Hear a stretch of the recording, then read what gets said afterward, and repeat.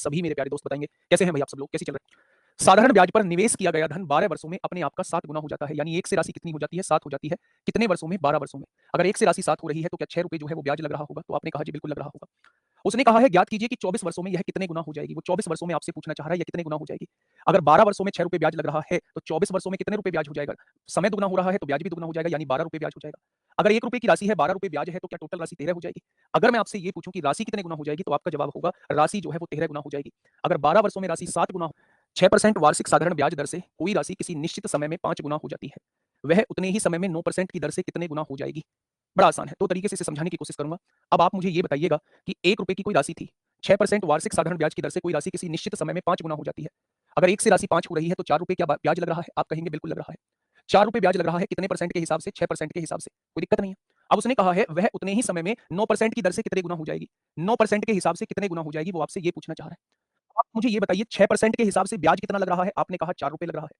1% के हिसाब से इतना ब्याज लगेगा, तो 9% के हिसाब से कितना ब्याज लगेगा? आपने कहा 2 दूनी 4, 2 तिया 6, 3 तिया 9, यानी कि 6 रुपए ब्याज लगेगा।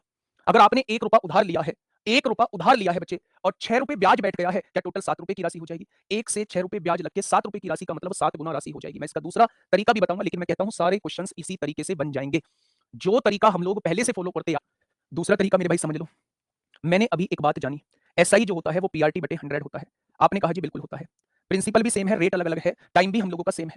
यानी कि जो एसआई का रेशो होगा वही रेट का रेशो होगा। ध्यान से सुन लेना मेरे भाई, पहला एसआई और दूसरे एसआई का रेशो वही होगा जो दोनों की रेट का रेशो होगा। होगा या नहीं?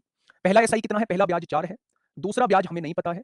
पहली दर कितनी है? 6 है, दूसरी दर 9 दी हुई है। आपने कहा 3 दूनी 6, 3 तिया 9, 2 से काटेंगे 2 बार, तो दूसरा एसआई कितना आ जाएगा? 6 आ जाएगा। यानी दूसरा वाला ब्याज जो है वो 6 लग रहा है। अगर मूलधन में ब्याज को जोड़ देंगे तो मिश्रधन आ जाएगा, यानी कि 6 रुपए ब्याज लगने का मतलब राशि 7 गुना हो जाएगी। राशि 7 गुना हो जाएगी। चीजें एक बार दिमाग में बैठ गई, कभी नहीं निकलेंगी दिमाग से चीजें। सुनना ध्यान से। एक निश्चित समय में कोई धनराशि 8% वार्षिक साधारण ब्याज की दर से 3 गुना हो जाती है। अगर राशि 3 गुना हो रही है तो ब्याज 2 गुना हो गया होगा। ब्याज 2 गुना हो गया होगा, यानी 2 रुपए ब्याज लगते हैं किस दर से? 8% की दर से। 2 रुपए ब्याज लगते हैं किस दर से? 8% की दर से। 1 रुपया ब्याज लगेगा इतने परसेंट की दर से। ठीक है। अब उसने क्या कहा है आगे? यदि उतनी ही अवधि में वही धनराशि 6 गुना हो जाए। जब धनराशि 6 गुना हो रही है तो ब्याज 5 गुना हो रहा होगा। ब्याज 5 गुना हो रहा होगा तो वो ये पूछना चाह रहा है आपसे 5 गुना ब्याज कितने परसेंट से हो जाएगा? तो आपने कहा भैया जी 20% से हो जाएगा। ब्याज कितने परसेंट से हो जाएगा? तो आप कहेंगे भैया जी 20% से हो जाएगा। क्वेश्चन ने कहा है दो अलग अलग बैंकों से 200 रुपए की धनराशि 3 वर्षों के लिए प्राप्त साधारण ब्याज में अंतर 60 रुपए है। साधारण ब्याज में जो अंतर आया है वो 60 रुपए का आया है, दो अलग अलग बैंकों से। जब मैंने 200 रुपए दो अलग अलग बैंकों से उधार लिए हैं, इस वाले बैंक से भी 200 रुपए उधार लिए हैं, इस वाले बैंक से भी 200 रुपए उधार लिए हैं, और 3 साल के लिए लिए हैं, तो दोनों के साधारण ब्याज में जो डिफरेंस आया है वो 60 रुपए का डिफरेंस आया है।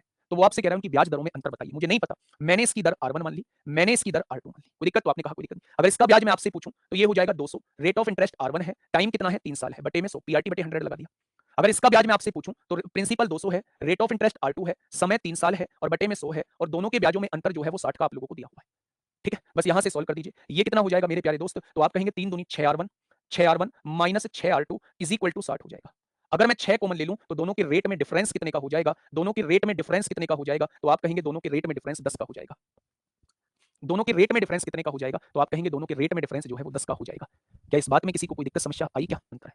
ये 1000 का अंतर क्यों आ रहा है? जब राशि सेम जमा की है, समान समय है, तो कहीं ना कहीं रेट में डिफरेंस होगा, उस वजह से आ रहा है। यदि कम दर वाले बैंक में ब्याज दर 4.5 है तो मेरे भाई दूसरे बैंक में ब्याज दर क्या होगी वो आपसे ये पूछना चाह रहा है। कोई दिक्कत नहीं है। प्रिंसिपल सेम है ना, तो 8000 को बाहर ले दो। टाइम सेम है ना, 5 को बाहर ले दो।